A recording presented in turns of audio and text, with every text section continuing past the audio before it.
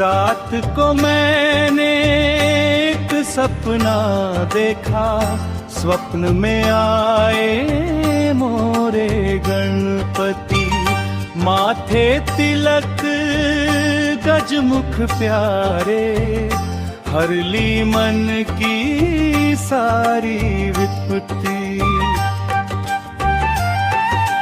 चांदनी बिखरी अंबर से संग मुस्काए शुभ रजनी, मूषक साजे चरणों नीचे विघ्न हरे प्रभु सुखद धनी।